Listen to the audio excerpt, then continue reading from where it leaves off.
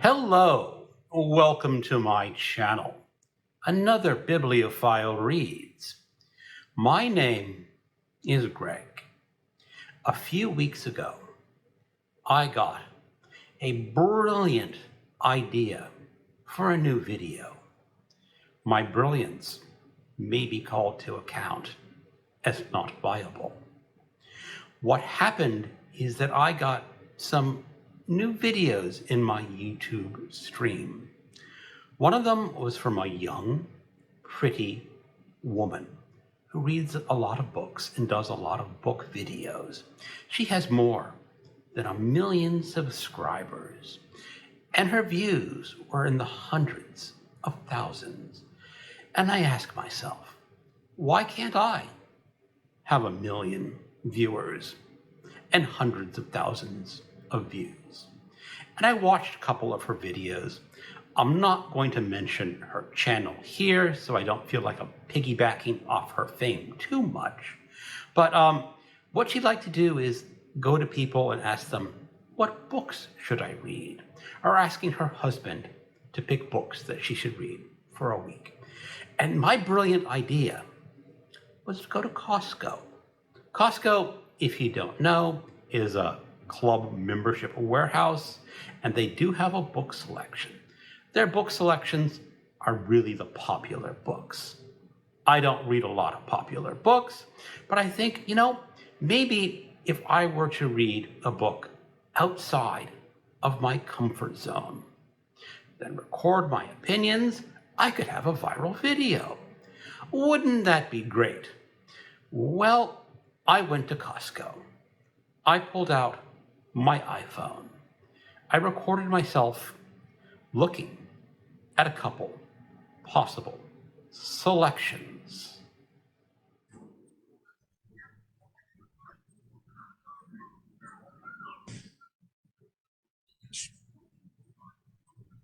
Here are some samples of the books at Costco.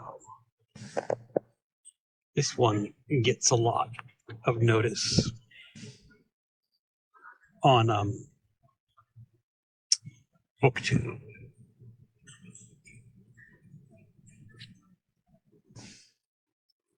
No, just say no.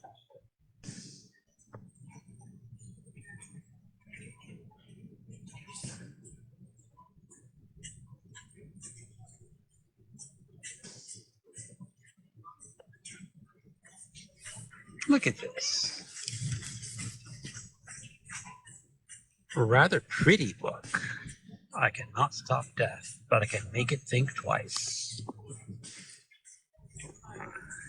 Let's take a better look.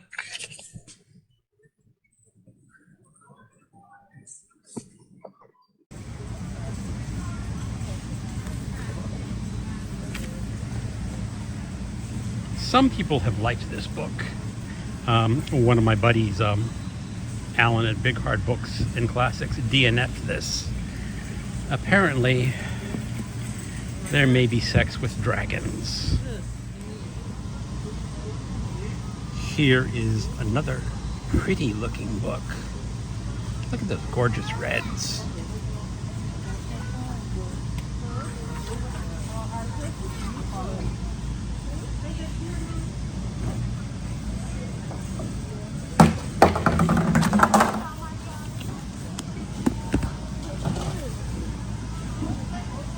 Let the best liar win.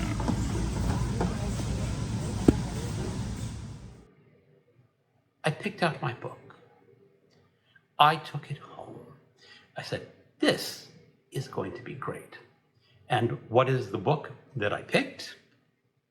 A book that really is way, way outside my wheelhouse, definitely outside my comfort zone. This is a fantasy, 5 Broken Blades by Mai Corland. She is a Korean-American author. I guess she's rather young. This, I later learned, is categorized as new adult fantasy. She also writes under the pen name Meredith Ireland for some young adult books. But when I went to Costco, I got this, what I guess is called the trigger warning page, which I guess is popular with the young adult and new adult books. And I'll read you this trigger warning page. 5 Broken Blades is a dark adventure fantasy full of deadly liars, gray morals, and kingdom-destroying secrets. As such, the story includes elements that might not be suitable for all readers. Violence, blood, death, including the death of parents, children, incarcerated people, and animals.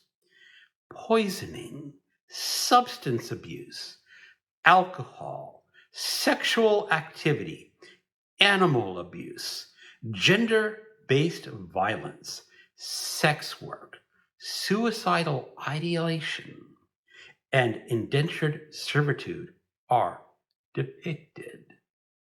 Rape, assault, and graphic genocide are described. Readers may be sensitive to these elements. Please take note and prepare to make a play for the crown. Okay. She sold me on the trigger warning itself. In the back it goes, let the best liar win. And it's apparently the story of 5 assassins out to kill the king of a kingdom. The kingdom is loosely based on Korean mythology. Now, this is when I started. I'm not going to give you the pure description of this book, but I said, that's great. I don't know a whole lot about Korea. I can find it on the map. I have read a few literary books translated from the Korean. But, it could be interesting to see a fantasy based more on Korea than medieval Europe. So I got to reading. And the first chapter is first person present tense with one of the main characters.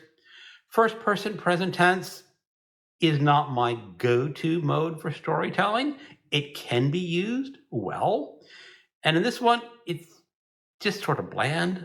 It's there because I think present tense is the most popular tense for a lot of books nowadays. So I read the chapter and it was fine. I went to another chapter, another first person present tense chapter, and the tone was very much the same. The character was different, but the style of speaking was not unique to the character. Okay, that's not necessarily a deal breaker. And then you go to some other characters, and it's very much the same sort of style and first person present tense.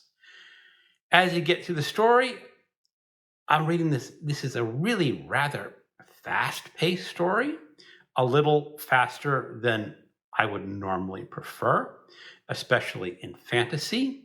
I am not a huge fantasy reader. I do read it on occasion, but I like more nuance. I like more world building. I like more descriptions to get me in there, especially since this is supposed to be a Korean-influenced fantasy.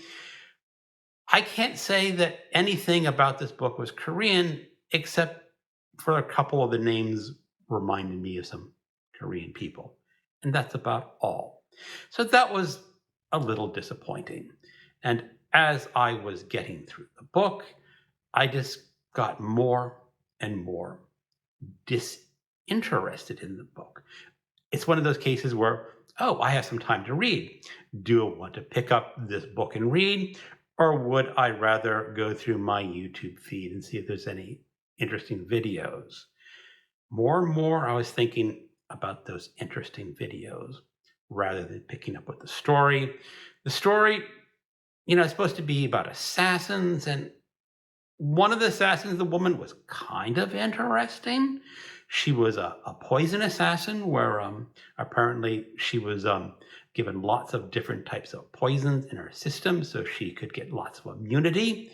And then she could put poison on her lips. And when she went to her victims, all she had to do was kiss her victim to poison him. That was kind of nice, kind of interesting. but it didn't hold the book.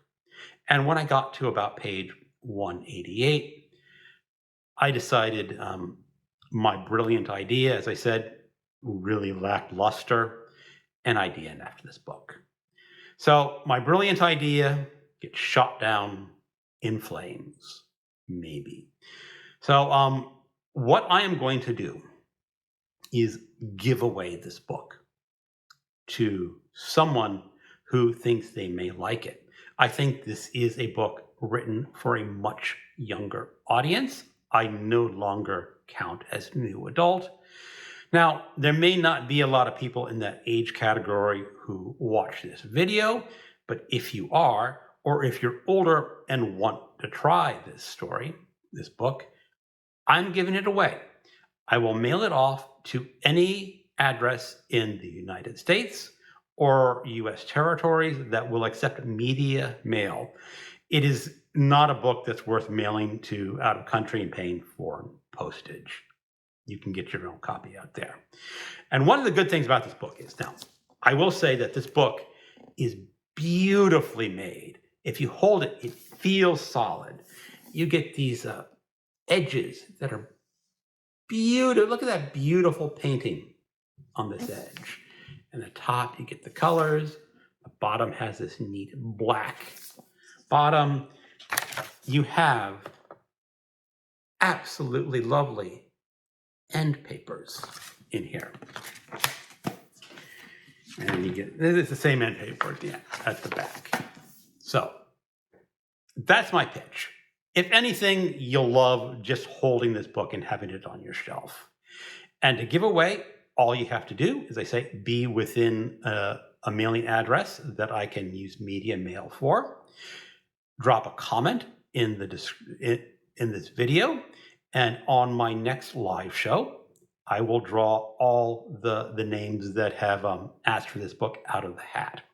If no one asked for this book, I will deliver it to a little free library.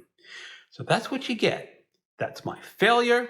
I hope some success can come out of this and that someone will find this book and enjoy it. And if I give it to you and you don't enjoy it, pass it on to someone else. Keep it going until it finds its reader. Thank you for watching, and keep on reading.